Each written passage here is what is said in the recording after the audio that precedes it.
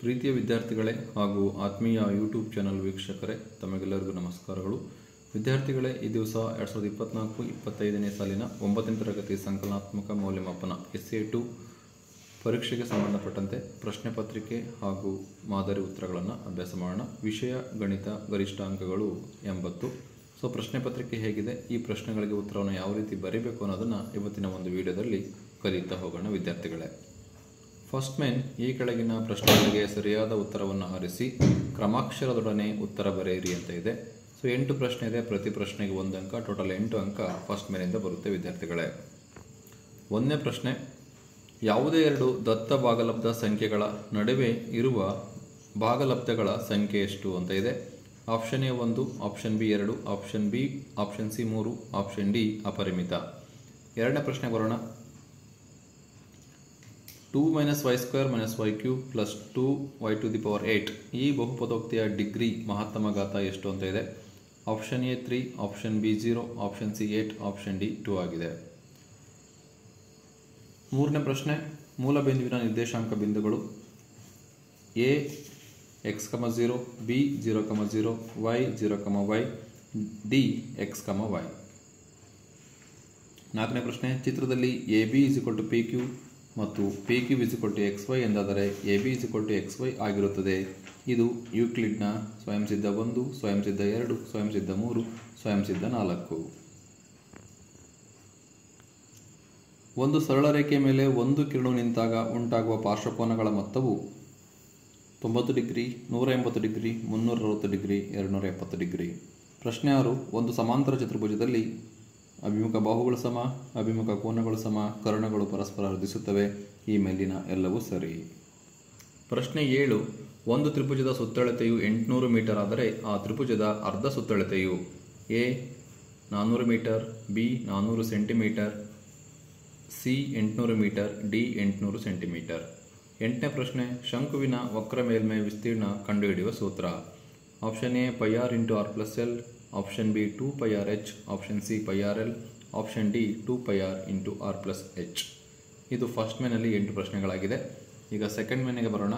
Second main, ಈ ಕೆಳಗಿನ ಪ್ರಶ್ನೆಗಳಿಗೆ ಉತ್ತರಿಸಿ. ಇಲ್ಲಿ ಸಹ 8 ಪ್ರಶ್ನೆ ಇರುತ್ತೆ, ಪ್ರತಿ ಪ್ರಶ್ನೆಗೆ 1 ಅಂಕ, ಟೋಟಲ್ 8 ಅಂಕಗಳು ಈ ಪ್ರಶ್ನೆ ಸೆಕೆಂಡ್ ಮೇನಿಂದ ಬರುತ್ತೆ. ಸೊ 9ನೇ ಪ್ರಶ್ನೆ, 3.142678 ಈ ಸಂಖ್ಯೆಯನ್ನು ಭಾಗಲಬ್ಧ ಸಂಖ್ಯಾ ರೂಪದಲ್ಲಿ ಬರೆಯಿರಿ. 9ನೇ ಪ್ರಶ್ನೆ, ಕಾರ್ಟಿಷಿಯನ್ ಸಮತಲದಲ್ಲಿ ಯಾವುದೇ ಒಂದು ಬಿಂದುವಿನ ಸ್ಥಾನವನ್ನು ನಿರ್ಧರಿಸಲು ಎಳೆದ ಕ್ಷಿತಿಜ ಸಮಾಂತರದ ಹೆಸರೇನು.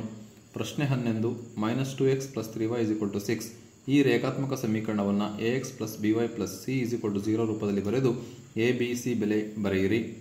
ಪ್ರಶ್ನೆ 12, ಯೂಕ್ಲಿಡ್ನ ಆಧಾರ ಪ್ರತಿಜ್ಞೆ 1 ಅನ್ನು ನಿರೂಪಿಸಿ. ಪ್ರಶ್ನೆ 13, ಚಿತ್ರದಲ್ಲಿ AB ಸಮಾನಾಂತರ CD ಆದರೆ x ಮತ್ತು yಗಳ ಬೆಲೆ ಕಂಡುಹಿಡಿಯಿರಿ. ಪ್ರಶ್ನೆ 14, ಲಂಬಕೋನ ವಿಕರ್ಣ ಬಾಹು ಸರ್ವಸಮ್ಮತೆಯ ನಿಯಮವನ್ನು ನಿರೂಪಿಸಿ. ಪ್ರಶ್ನೆ 15, ಅರ್ಧವೃತ್ತಖಂಡದಲ್ಲಿ ಏರ್ಪಡುವ ಕೋನವೆಷ್ಟು. ಪ್ರಶ್ನೆ 16, ತ್ರಿಭುಜದ ವಿಸ್ತೀರ್ಣವನ್ನು ಕಂಡುಹಿಡಿಯಲು ಬಳಸುವ ಹೆರಾನ್ನ ಸೂತ್ರವನ್ನು ಬರೆಯಿರಿ. ಇದು 2ನೇ ಮೇನಲ್ಲಿ ಬರ್ತಕ್ಕಂತಹ 8 ಪ್ರಶ್ನೆಗಳಾಗಿದೆ. ಈಗ ಥರ್ಡ್ ಮೇನಿಗೆ ಹೋಗೋಣ. ಥರ್ಡ್ ಮೇನ್, ಈ ಕೆಳಗಿನ ಪ್ರಶ್ನೆಗಳಿಗೆ ಉತ್ತರಿಸಿ. ಒಟ್ಟು 8 ಪ್ರಶ್ನೆಗಳಿದೆ, ಪ್ರತಿ ಪ್ರಶ್ನೆಗೆ 2 ಅಂಕ, ಟೋಟಲ್ 16 ಅಂಕ ಥರ್ಡ್ ಮೇನಿಂದ ಬರುತ್ತೆ. ಸೊ ಇದರಲ್ಲಿ 17ನೇ ಪ್ರಶ್ನೆ ಇದೆ. 3/5 ಮತ್ತು 4/5 ಇವುಗಳ ನಡುವಿನ 5 ಭಾಗಲಬ್ಧ ಸಂಖ್ಯೆಗಳನ್ನು ಕಂಡುಹಿಡಿಯಿರಿ ಅಂತ ಇದೆ. ಅಥವಾ 1/√7 - √6 ಛೇದವನ್ನು ಆಕರ್ಣೀಕರಿಸಿ ಅಂತ ಇದೆ. ಸೊ ಎರಡರಲ್ಲಿ ಯಾವುದಾದ್ರೂ ಒಂದು ಪ್ರಶ್ನೆಗೆ ಉತ್ತರವನ್ನು ಬರಬೇಕಾಗತ್ತೆ. ಪ್ರಶ್ನೆ 18, P of t = 2 + t + 2t² - t³ ಬಹುಪದೋಕ್ತಿಗೆ P of 0, P of 1 ಕಂಡುಹಿಡಿಯಿರಿ. ಅಥವಾ 12x² - 7x + 1 ಈ ಬಹುಪದೋಕ್ತಿಯನ್ನು ಅಪವರ್ತಿಸಿ. ಸೊ ಎರಡರಲ್ಲಿ ಒಂದನ್ನು ಬರಬೇಕಾಗುತ್ತೆ. ಪ್ರಶ್ನೆ 19, 2x + 3y = k ಎಂಬ ಸಮೀಕರಣಕ್ಕೆ x = 2, y = 1 ಒಂದು ಪರಿಹಾರವಾದರೆ k ಯ ಬೆಲೆಯನ್ನು ಕಂಡುಹಿಡಿಯಿರಿ. ಪ್ರಶ್ನೆ 20, AC = BC ಆಗುವಂತೆ a ಮತ್ತು b ಬಿಂದುಗಳ ನಡುವೆ C ಎಂಬ ಬಿಂದು ಇರುವುದಾದರೆ AC = half of AB ಎಂದು ಸಾಧಿಸಿರಿ. ಪ್ರಶ್ನೆ 21, ಚಿತ್ರದಲ್ಲಿ ABCD ಒಂದು ಚತುರ್ಭುಜ, AD = BC ಮತ್ತು ಕೋನ DAB = ಕೋನ CBA ಆಗಿದೆ. 1 ತ್ರಿಭುಜ ABD ಸರ್ವಸಮ ತ್ರಿಭುಜ BAC, 2 BD = AC ಎಂದು ಸಾಧಿಸಿ. 22ನೇ ಪ್ರಶ್ನೆ 22, ಒಂದು ಸಮಾಂತರ ಚತುರ್ಭುಜದ ಕರ್ಣಗಳು ಸಮವಿದ್ದಾಗ ಅದು ಆಯತವಾಗುತ್ತದೆ ಎಂದು ತೋರಿಸಿ.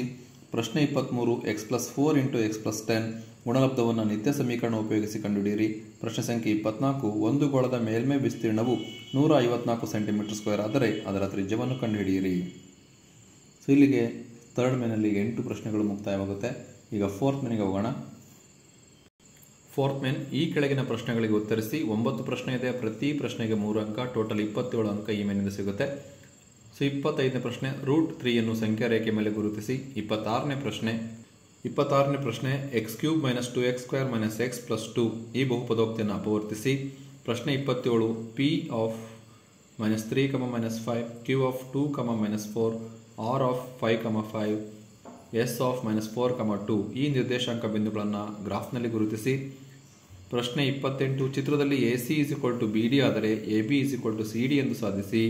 ಅಥವಾ ಇವುಗಳನ್ನು ವ್ಯಾಖ್ಯಾನಿಸಿ. ಸಮಾಂತರ ರೇಖೆಗಳು, ಲಂಬ ರೇಖೆಗಳು, ಒಂದು ವೃತ್ತದ ತ್ರಿಜ್ಯ.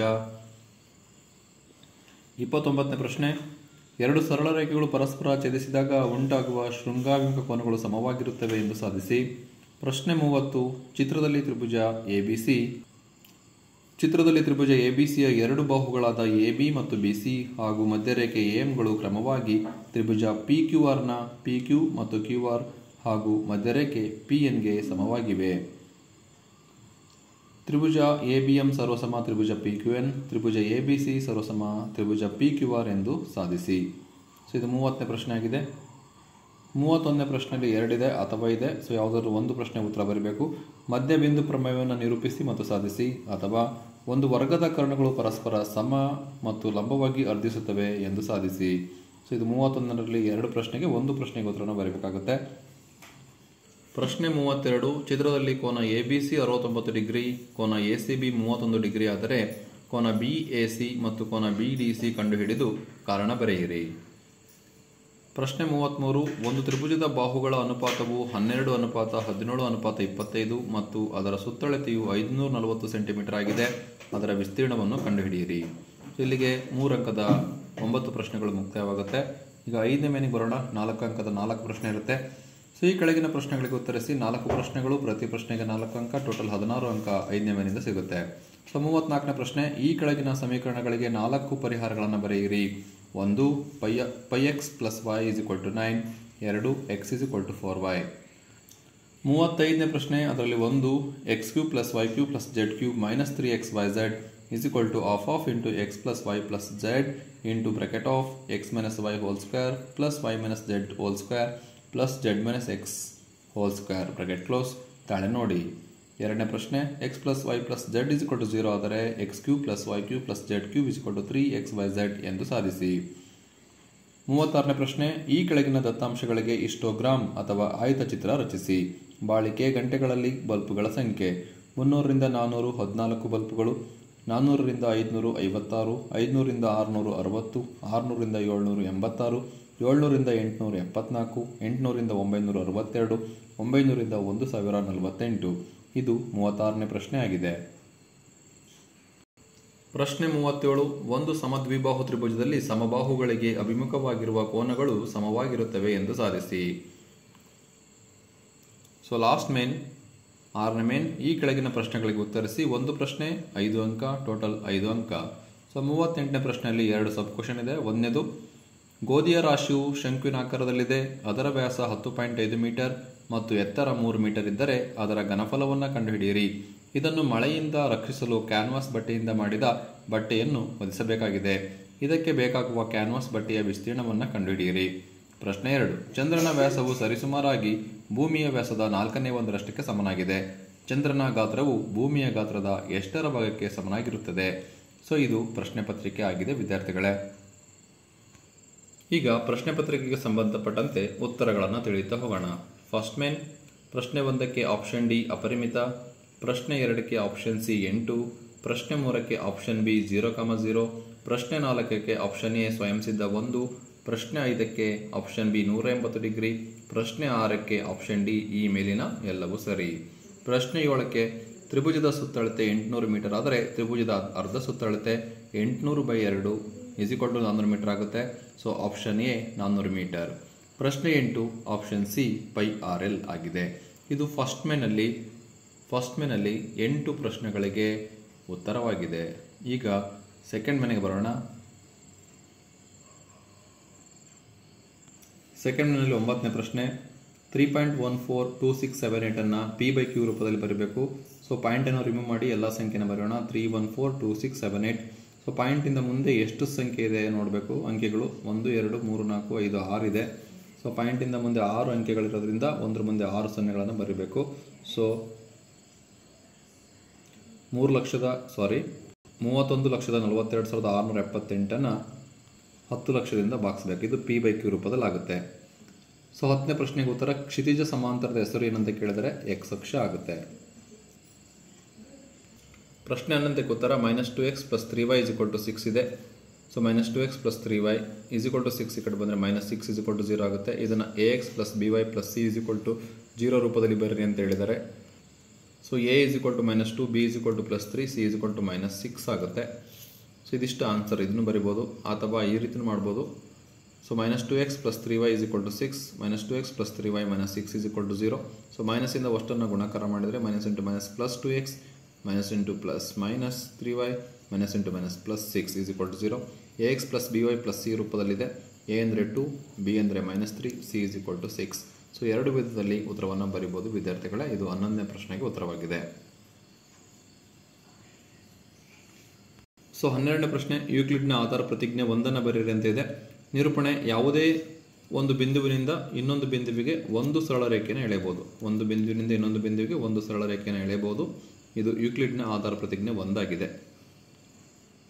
ಸೊ 13ನೇ ಪ್ರಶ್ನೆಗೆ ಚಿತ್ರ ಇದೆ. ಎಕ್ಸ್ ಮತ್ತು ವೈ ಬೆಲೆನ ಕಂಡುಹಿಡಿಯಕ್ಕೆ ಕೇಳಿದರೆ x + 50 ಡಿಗ್ರಿ = 180 ಡಿಗ್ರಿ ಆಗುತ್ತೆ. ಯಾಕೆಂದರೆ ಸರಳ ಯುಗ್ಮ ಆಗಿರೋದ್ರಿಂದ. x = 180 50 ಕಳೆದರೆ 130 ಡಿಗ್ರಿ ಆಗುತ್ತೆ. x 130 ಆದರೆ y 130 ಡಿಗ್ರಿ ಆಗುತ್ತೆ. ಯಾಕೆಂದರೆ ಎ ಬಿ ಯು ಸಿ ಡಿಗೆ ಸಮಾಂತರವಾಗಿದೆ. ಹಾಗೆ ಸಮಾಂತರ ರೇಖೆಗಳ ನಡುವೆ ಪರ್ಯಾಯ ಕೋನಗಳು ಸಮನಾಗಿರುತ್ತೆ. ಹಾಗಾಗಿ 13ನೇ ಪ್ರಶ್ನೆಗೆ ಕೋನ x = ಕೋನ y = 130 ಡಿಗ್ರಿ ಆಗಿದೆ. ಸೊ 14ನೇ ಪ್ರಶ್ನೆ.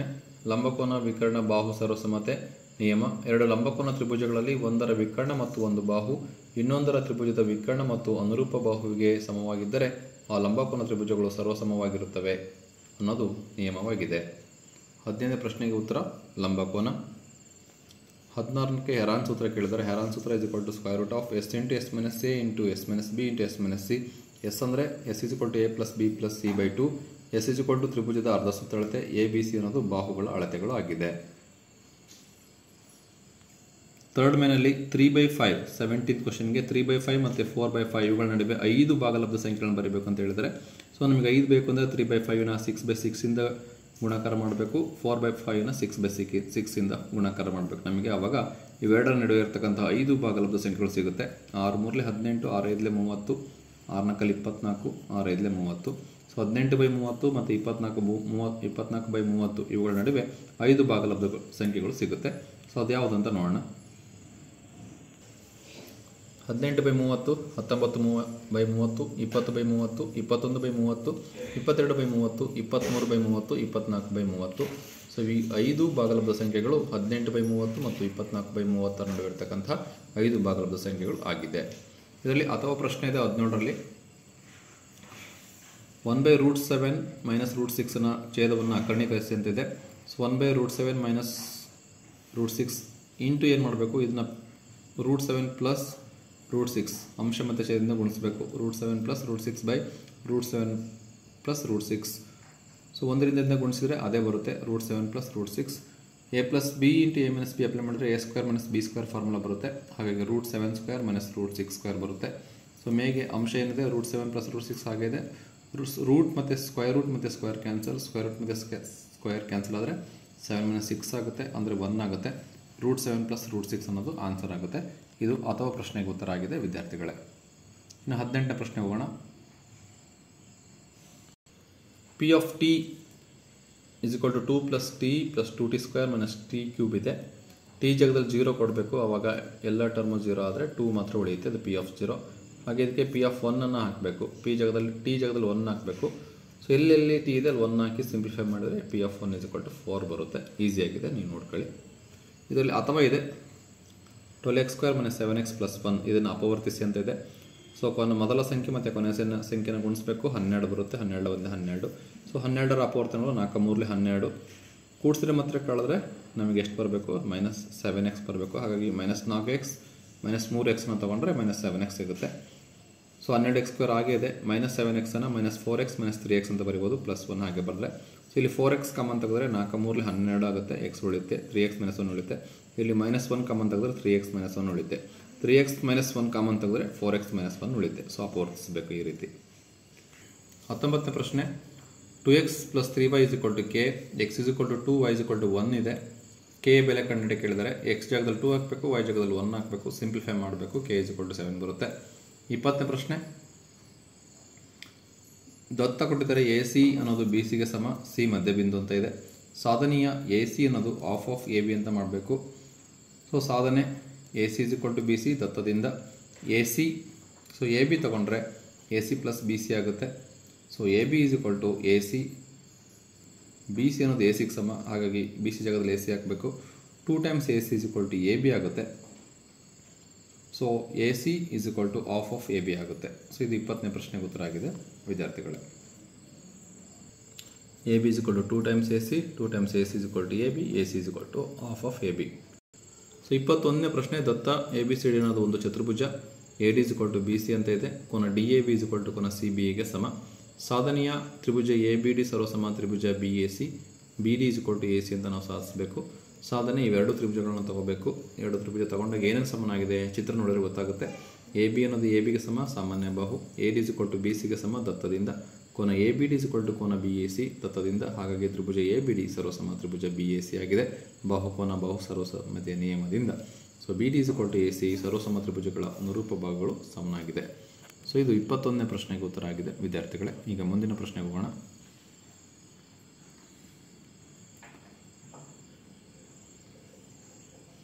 ಸೊ ಇಲ್ಲಿ ABCD ಒಂದು ಸಮಾಂತರ ಚತುರ್ಭುಜ ಆಗಿದೆ.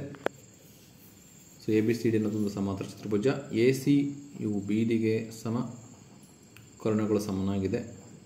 ಕರ್ಣಗಳು ಸಮನಾಗಿರೋದ್ರಿಂದ ABCD ಅನ್ನೋದು ಒಂದು ಆಯತ ಅಂತ ನಾವು ಸಾಧಿಸಬೇಕಾಗಿದೆ. ಹಾಗಾಗಿ ತ್ರಿಭುಜ ACB ಮತ್ತು ತ್ರಿಭುಜ BDA, ACB ಮತ್ತು BDAಗಳಲ್ಲಿ ಈ ಎರಡು ತ್ರಿಭುಜಗಳು ಸರ್ವಸಮ ಅಂತ ಸಾಧಿಸಬೇಕು. ಸೊ ಹೇಗೆ ಅಂತ ನೋಡೋಣ. AC = BD ದತ್ತದಿಂದ. AB = AB ಸಾಮಾನ್ಯ ಬಾಹು.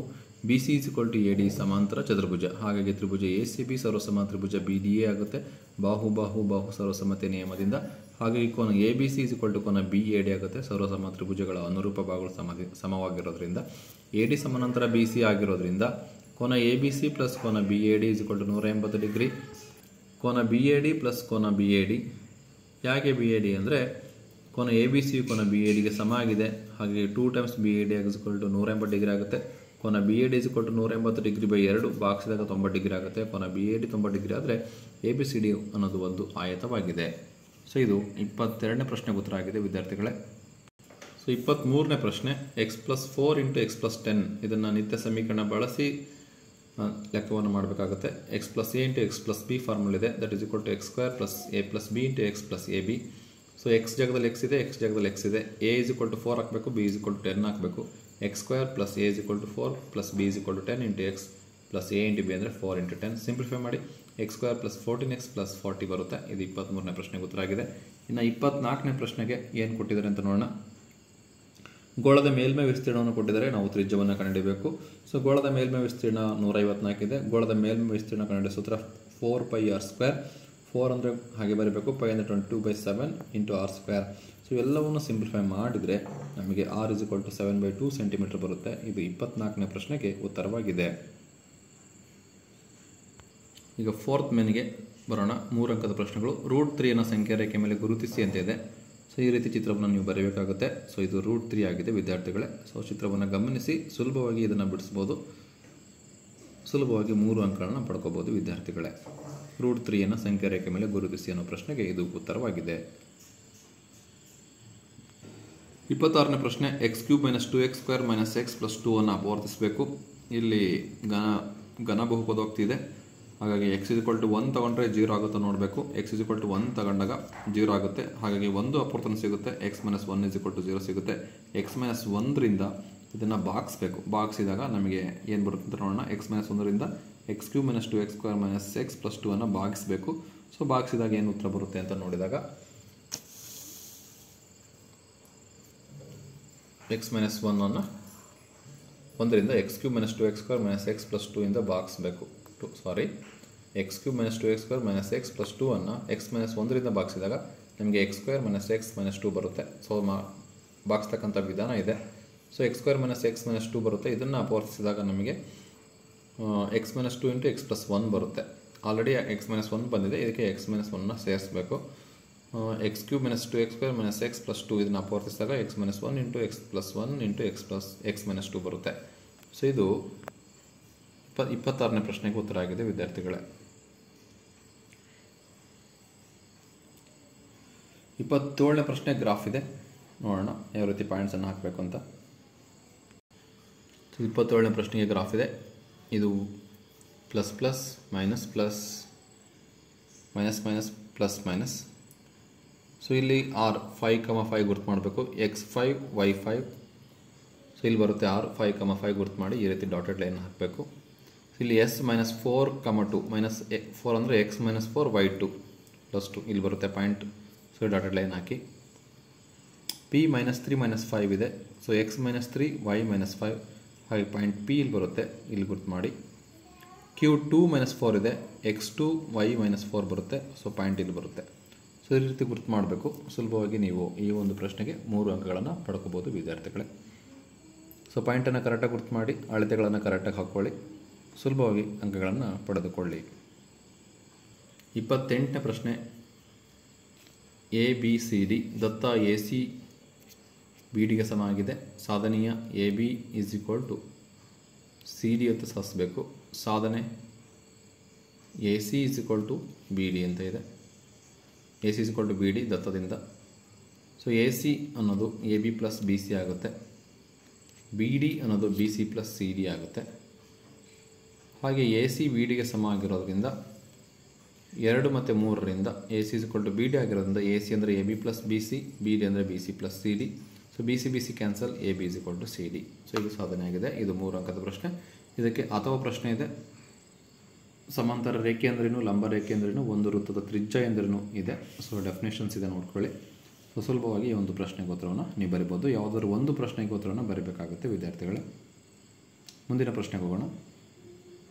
ಸೊ 29ನೇ ಪ್ರಶ್ನೆ. 2 ರೇಖೆಗಳು ಸೇರಿದಾಗ ಉಂಟಾಗುವ ಶೃಂಗಾತ್ಮಕ ಕೋನಗಳು ಸಮನಾಗಿರುತ್ತವೆ ಅಂತ ಸಾಧಿಸಿ ಅಂತ ಇದೆ. ಇದು 29ನೇ ಪ್ರಶ್ನೆ. ಸೊ ಇದು ಪ್ರಮೇಯ ಇದೆ, ನೋಡಿ ದತ್ತ ಬರ್ಕೋಬೇಕು. 2 ಸರಳ ರೇಖೆಗಳು ಪರಸ್ಪರ ಛೇದಿಸುತ್ತವೆ. ಸಾಧನೆಯ AOC ಕೋನ BODಗೆ ಸಮನಾಗಿರಬೇಕು, AOD ಕೋನ COBಗೆ ಸಮನಾಗಿರಬೇಕು. ಇದು ಸಾಧನೆಯ ರಚನೆ ಏನು? AB ಮತ್ತು CD ರೇಖೆಗಳು O ಬಿಂದುವಿನಲ್ಲಿ ಛೇದಿಸಿದೆ. ಸಾಧನೆ ಬರೀಬೇಕಾಗುತ್ತೆ. OA ಕಿರಣವು CD ಸರಳ ರೇಖೆ ಮೇಲೆ ನಿಂತಿದೆ. ಸೊ OA ಕಿರಣ CD ಸರಳ ರೇಖೆ ಮೇಲೆ ನಿಂತಿದೆ. ಸೊ ಇವೆರಡನ್ನು ನಾವು ಸರಳ ಯುಗ್ಮ ಅಂತ ಬರಿಬೋದು. ಯಾಕೆಂದರೆ AOC ಪ್ಲಸ್ AOD ಎರಡು ಕೂಡಿದ್ರೆ 180 ಡಿಗ್ರಿ ಆಗುತ್ತೆ. ಹಾಗೆ OD ಕಿರಣ AB ಸರಳ ರೇಖೆ ಮೇಲೆ ನಿಂತಿದೆ. ಅದು AOD ಪ್ಲಸ್ BOD 180 ಡಿಗ್ರಿ ಆಗುತ್ತೆ. ಸೊ 1 ಮತ್ತು 2ರಿಂದ ನಮಗೆ ಎರಡನ್ನೂ ಸಮ ಆಗಿರೋದ್ರಿಂದ 180 degree. So AOC plus AOD is equal to AOD plus BOD ಆಗುತ್ತೆ. AOD ಕ್ಯಾನ್ಸಲ್ ಆದರೆ ಕೋನ AOC ಕೋನ BODಗೆ ಸಮನಾಗುತ್ತೆ. ಇದು ಸಮೀಕರಣ 3 ಅಂತ ತಗೋಣ. ಹಾಗೆ OB ಕಿರಣ DC ಸರಳ ರೇಖೆ ಮೇಲೆ ನಿಂತಿದೆ. ಕೋನ BOD ಪ್ಲಸ್ ಕೋನ BOC 180 ಡಿಗ್ರಿ ಆಗುತ್ತೆ. OD ಕಿರಣ AB ಸರಳ ರೇಖೆ ಮೇಲೆ ನಿಂತಿದೆ. AOD ಪ್ಲಸ್ ಕೋನ BOD 180 ಡಿಗ್ರಿ ಆಗುತ್ತೆ. 4 ಮತ್ತು 5ರಿಂದ ಕೋನ AOD ಇಸ್ ಈಕ್ವಲ್ ಟು ಕೋನ COB ಆಗುತ್ತೆ. ಇದು ಸಮೀಕರಣ 6. 3 ಮತ್ತು 6ರಿಂದ ಅಬ್ಸರ್ವ್ ಮಾಡಿದಾಗ ನಮಗೆ ಸಾಧನೆಯೇ ಬರುತ್ತೆ ವಿದ್ಯಾರ್ಥಿಗಳೇ. ಸೊ ಇದು 29ನೇ ಪ್ರಶ್ನೆಗೆ ಉತ್ತರ ಆಗಿದೆ. ಇನ್ನು ನೆಕ್ಸ್ಟ್ ಪ್ರಶ್ನೆಗೆ ಹೋಗೋಣ. ಸೊ 30ನೇ ಪ್ರಶ್ನೆ. ತ್ರಿಭುಜ ABC ಮತ್ತು ತ್ರಿಭುಜ PQRಗಳಲ್ಲಿ ತ್ರಿಭುಜ ABM ಮತ್ತು ತ್ರಿಭುಜ PQN ಸರ್ವಸಮ ಅಂತ ಸಾಧಿಸಬೇಕು. ಹಾಗೆ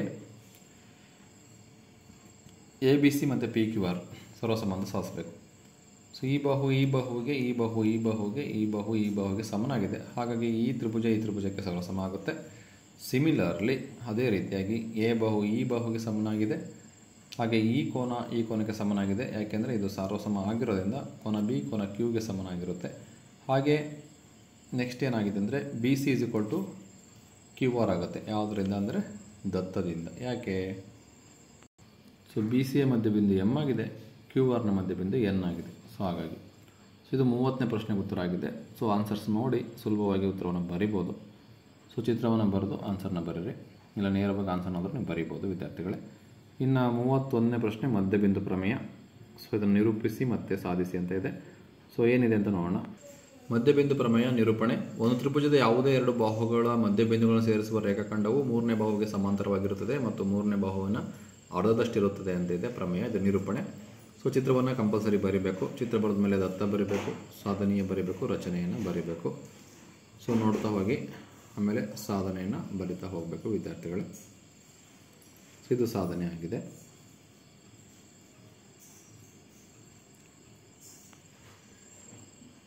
ಇದು ಮಧ್ಯಬಿಂದು ಪ್ರಮೇಯವಾಗಿದೆ. ನೆಕ್ಸ್ಟ್ ಪ್ರಶ್ನೆ ಹೋಗೋಣ.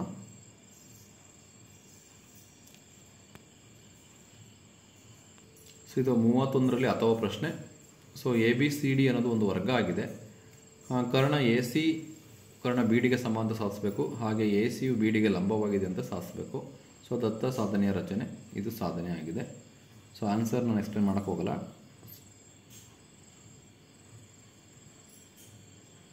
ಸೊ ಇದಿಷ್ಟು ಉತ್ತರವಾಗಿದೆ. ಸೊ ನೆಕ್ಸ್ಟ್ ಪ್ರಶ್ನೆ ಹೋಗೋಣ. ಸೊ 32ನೇ ಪ್ರಶ್ನೆಯಲ್ಲಿ ತ್ರಿಭುಜ ABCಯಲ್ಲಿ ಕೋನ ABC ಪ್ಲಸ್ ಕೋನ BCA ಪ್ಲಸ್ ಕೋನ CAB, ಮೂರು ಕೋನಗಳ ಮೊತ್ತ 180 ಡಿಗ್ರಿ ಆಗುತ್ತೆ ತ್ರಿಭುಜ ಆಗಿರೋದ್ರಿಂದ. ಸೊ ABC 69 ಡಿಗ್ರಿ ಇದೆ, BCA 31 ಡಿಗ್ರಿ ಇದೆ, CAB ಗೊತ್ತಿಲ್ಲ, ಕಂಡುಹಿಡಿಬೇಕು. ಸೊ 69 31 ಕೂಡಿದ್ರೆ 100 ಡಿಗ್ರಿ ಆಗುತ್ತೆ. ಕೋನ CAB 180 ಡಿಗ್ರಿ, ಕೋನ CAB 180 degree minus plus 100 degree ಕಡೆ ಬಂದರೆ ಮೈನಸ್ 100 ಡಿಗ್ರಿ ಆಗುತ್ತೆ. ಸೊ ಕಳೆದಾಗ 80 ಡಿಗ್ರಿ ಆಗುತ್ತೆ. ಕೋನ CAB ಕೋನ CDBಗೆ ಸಮ, ಹಾಗಾಗಿ CDBಯನ್ನು 80 ಡಿಗ್ರಿ ಆಗುತ್ತೆ. ಯಾಕೆ ಸಮ ಅಂತ ಬರೀಬೇಕಾಗುತ್ತೆ? ಒಂದೇ ವೃತ್ತಖಂಡದ ಕೋನಗಳು ಏನಾಗಿರುತ್ತೆ? ಸಮನಾಗಿರುತ್ತೆ. ಸೊ ಇದು 32ನೇ ಪ್ರಶ್ನೆಗೆ ಉತ್ತರ ಆಗಿದೆ ವಿದ್ಯಾರ್ಥಿಗಳೇ. ನೆಕ್ಸ್ಟ್ ಪ್ರಶ್ನೆ ಹೋಗೋಣ. ತ್ರಿಭುಜದಲ್ಲಿ ಸುತ್ತಳತೆ ಕೊಟ್ಟಿದ್ದಾರೆ 540 ಸೆಂಟಿಮೀಟರ್, ಬಾಹುಗಳನ್ನು ಕೊಟ್ಟಿದ್ದಾರೆ ಅನುಪಾತದಲ್ಲಿ, ಹಾಗಾಗಿ X ಅಂತ ಬರ್ಕೋಬೇಕು. ಸೊ ತ್ರಿಭುಜದ ಸುತ್ತಳತೆ ಇವಷ್ಟನ್ನು ಕೂಡಿಸಿದಾಗ ಎಷ್ಟು ಬರುತ್ತೆ? 54X ಬರುತ್ತೆ. ಸೊ ತ್ರಿಭುಜ ಸುತ್ತಳತೆ 540 ಇದೆ. ಸೊ ಇದನ್ನ ಭಾಗಿಸಿದಾಗ X = 10 ಬರುತ್ತೆ. X ಬೆಲೆಗಳನ್ನು ಇದರಲ್ಲಿ ಹಾಕಿದಾಗ ತ್ರಿಭುಜದ ಎಲ್ಲ ಬಾಹುಗಳ ಅಳತೆ ನಮಗೆ ಸಿಗುತ್ತೆ. Next S = A + B + C by 2 ಮಾಡಬೇಕು. ಸೊ A ಅಂದರೆ 120, B ಅಂದರೆ 170, C ಅಂದರೆ 250 ಹಾಕಬೇಕು. ಹಾಕಿ ಸಿಂಪ್ಲಿಫೈ ಮಾಡಿದಾಗ ಅರ್ಧ ಸುತ್ತಳತೆ ಸಿಗುತ್ತೆ 240 ಸೆಂಟಿಮೀಟರು. ನೆಕ್ಸ್ಟು ಏನು ಮಾಡಬೇಕು ಅಂದರೆ ನೋಡೋಣ. S - A ಮಾಡಬೇಕು, ಆಮೇಲೆ S - B S - C ಮಾಡಬೇಕು. ಸೊ ತ್ರಿಭುಜದ ವಿಸ್ತೀರ್ಣದ ಹೆರಾನ್ ಸೂತ್ರದಲ್ಲಿ ವ್ಯಾಲ್ಯೂಸನ್ನು ಸಬ್ಸ್ಟಿಟ್ಯೂಟ್ ಮಾಡಬೇಕು. ಸಬ್ಸ್ಟಿಟ್ಯೂಟ್ ಮಾಡಿ ಸಿಂಪ್ಲಿಫೈ ಮಾಡಿದಾಗ ನಮಗೆ ಆನ್ಸರ್ ಎಷ್ಟು ಬರುತ್ತೆ ಅಂದರೆ 9000 ಸೆಂಟಿಮೀಟರ್ ಸ್ಕ್ವೇರ್ ಬರುತ್ತೆ ವಿದ್ಯಾರ್ಥಿಗಳೇ. ಸೊ ಇದು ಉತ್ತರವಾಗಿದೆ. ನೆಕ್ಸ್ಟ್ ಪ್ರಶ್ನೆ ಹೋಗೋಣ. 5ನೇ ಮೇನು 34ನೇ ಪ್ರಶ್ನೆ ಇದೆ. π(x) + y = 9 ಇದೆ. 34ನೇ ಪ್ರಶ್ನೆ 5ನೇ ಮೇನಲ್ಲಿ ಒಂದನೇದು π(x + y = 9 ಇದೆ. Xಗೆ 0 ಕೊಡಬೇಕು, y ಸಿಗುತ್ತೆ. Xಗೆ 1 ಕೊಡಿ, ಆಮೇಲೆ 2 ಕೊಡಿ, Xಗೆ 3 ಕೊಡಿ ಅಥವಾ 4 ಕೊಡಿ. ಸೊ X 0 ಕೊಟ್ಟಾಗ ಇದು ಟರ್ಮ್ 0 ಆಗುತ್ತೆ, y 9 ಆಗುತ್ತೆ. X = 1 ಕೊಟ್ಟಾಗ π + y = 9 ಆಗುತ್ತೆ. ನಮಗೆ y ಬೇಕು, 9 - π ಆಗುತ್ತೆ. X = 2 ಕೊಡಿ, X ಜಾಗದಲ್ಲಿ y = 9 - 2π ಆಗುತ್ತೆ. X = 3 ಅಥವಾ 4 ಕೊಟ್ಟರೆ ಸೊ y = 9 - 4π ಆಗುತ್ತೆ. ಸೊ ಇದು ಒಂದನೇ ಪ್ರಶ್ನೆಗೆ ಉತ್ತರ 34ರಲ್ಲಿ. ಸೊ 34ರಲ್ಲಿ 2 ಇದೆ. X = 4y ಇದೆ. ಸೊ y = 0 ಕೊಡಿ, X 0 ಆಗುತ್ತೆ.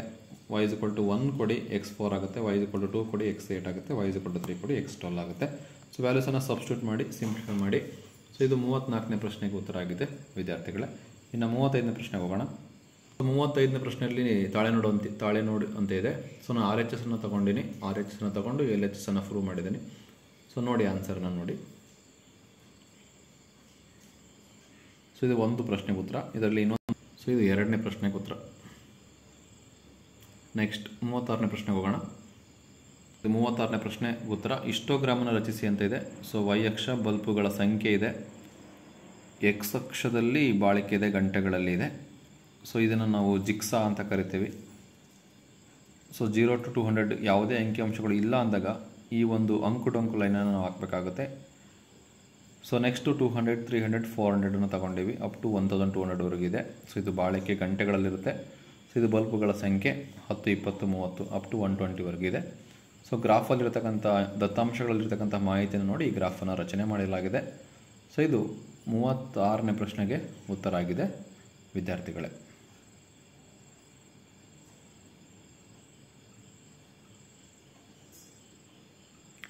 ನೆಕ್ಸ್ಟ್ ಪ್ರಶ್ನೆಗೆ ಹೋಗೋಣ.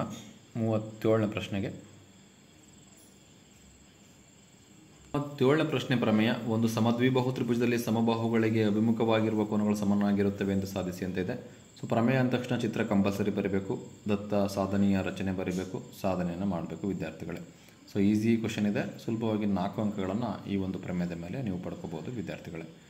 ಸೊ ಈಗ ಕೊನೆಯ ಪ್ರಶ್ನೆಗೆ ಹೋಗೋಣ. 38ನೇ ಪ್ರಶ್ನೆ 6ನೇ ಮೇನಲ್ಲಿ 5 ಅಂಕಕ್ಕೆ. ಸೊ ಇದರಲ್ಲಿ 2 ಸಬ್ ಕ್ವಶನ್ಸ್ ಇದೆ. ಸೊ 1ನೇ ಕ್ವಶನಿಗೆ ಆನ್ಸರ್ ಇದು, ಇದಕ್ಕೆ 3 ಮಾರ್ಕ್ಸ್ ಇರುತ್ತೆ ಫಸ್ಟ್ ಕ್ವಶನಿಗೆ. ನೆಕ್ಸ್ಟು ನೋಡೋಣ. ಇದಿಷ್ಟು 1ನೇ ಪ್ರಶ್ನೆಗೆ ಉತ್ತರ ಆಗಿದೆ. ಶಂಕುವಿನ ಘನಫಲ ಕಂಡುಹಿಡಿದ್ವಿ. ಕ್ಯಾನ್ವಾಸ್ ಬಟ್ಟೆ ವಿಸ್ತೀರ್ಣ ಕಂಡುಹಿಡಬೇಕಂದ್ರೆ πr ಅಲ್ಲಿ ಬೇಕಾಗುತ್ತೆ. ಹಾಗಾಗಿ ಓರೆ ಎತ್ತರ ಕಂಡುಹಿಡ್ಕೋಬೇಕು, ಆಮೇಲೆ ಕ್ಯಾನ್ವಾಸ್ ಬಟ್ಟೆ ವಿಸ್ತೀರ್ಣವನ್ನು ಕಂಡುಹಿಡಬೇಕಾಗುತ್ತೆ. ಸೊ ಇದು 38ರಲ್ಲಿ ಫಸ್ಟ್ ಕ್ವಶನಿಗೆ ಆನ್ಸರು. ಇನ್ನು ಸೆಕೆಂಡ್ ಕ್ವಶನಿಗೆ ನೋಡೋಣ. ಸೆಕೆಂಡ್ ಕ್ವಶನಿಗೆ ಆನ್ಸರ್ ಆಗುತ್ತೆ. ಚಂದ್ರನ ವ್ಯಾಸ ಅನುಪಾತ ಭೂಮಿಯ ವ್ಯಾಸವನ್ನು ಕಂಪೇರ್ ಮಾಡಬೇಕು. ಸೊ ಗಾತ್ರವನ್ನು ಕಂಪೇರ್ ಮಾಡೋದ್ರಿಂದ ಚಂದ್ರನ ಘನಫಲ ಮತ್ತು ಭೂಮಿಯ ಘನಫಲದ ಸೂತ್ರವನ್ನು ಹಾಕಬೇಕಾಗುತ್ತೆ. ಸೊ 4/3π 4/3π ಕ್ಯಾನ್ಸಲ್ ಆಗುತ್ತೆ. r³ ಅನುಪಾತ r³ ಆಗುತ್ತೆ. ಸೊ r ಅಂದರೆ d/2 ಆಗುತ್ತೆ. ಸೊ d ಅಂದರೆ 1/4 ಚಂದ್ರನ ವ್ಯಾಸ, ಭೂಮಿಯ ವ್ಯಾಸ 1 ಇರೋದ್ರಿಂದ 1 ಹಾಕಬೇಕಾಗುತ್ತೆ. ಸಿಂಪ್ಲಿಫೈ ಮಾಡಿದರೆ 1/64 ಬರುತ್ತೆ. ಸೊ ಚಂದ್ರನ ಗಾತ್ರವು ಭೂಮಿಯ ಗಾತ್ರದ 64ನೇ 1 ಭಾಗಕ್ಕೆ ಸಮನಾಗಿರುತ್ತದೆ. ಸೊ ಇದು 38ರಲ್ಲಿ 2ನೇ ಕ್ವಶನಿಗೆ ಉತ್ತರ ಆಗಿದೆ ವಿದ್ಯಾರ್ಥಿಗಳೇ. ಇಲ್ಲಿಗೆ ವಿದ್ಯಾರ್ಥಿಗಳೇ ಪ್ರಶ್ನೆ ಪತ್ರಿಕೆ ಹಾಗೂ ಮಾದರಿ ಉತ್ತರಗಳು ಕಂಪ್ಲೀಟಾಗಿ ಮುಕ್ತಾಯವಾಗುತ್ತೆ. ಇವತ್ತಿನ ಒಂದು ವಿಡಿಯೋ ನಿಮಗೆ ಇಷ್ಟವಾದರೆ ಪ್ಲೀಸ್ ಲೈಕ್ ಮಾಡಿ, ಶೇರ್ ಮಾಡಿ ಹಾಗೂ ಸಬ್ಸ್ಕ್ರೈಬ್ ಮಾಡೋದನ್ನು ಮರಿಬೇಡಿ ಅಂತ ಹೇಳ್ತಾ thank you for watching this video. ಈ ಒಂದು ಪ್ರಶ್ನೆ ಪತ್ರಿಕೆಗೆ ಸಂಬಂಧಪಟ್ಟಂತೆ ನಿಮಗೆ ಏನಾದರೂ ಕ್ಲಾರಿಟಿ ಇದ್ದರೆ, ಏನಾದರೂ ಕ್ವಶನ್ಸಿಗೆ ಡೌಟ್ ಇದ್ದರೆ ನೀವು ಕಮೆಂಟ್ ಮಾಡಿ. ನಿಮ್ಮ ಕಮೆಂಟಿಗೆ ನಾನು ಉತ್ತರವನ್ನು ನೀಡ್ತೀನಿ ಅಂತ ಹೇಳ್ತಾ thank you for watching this video.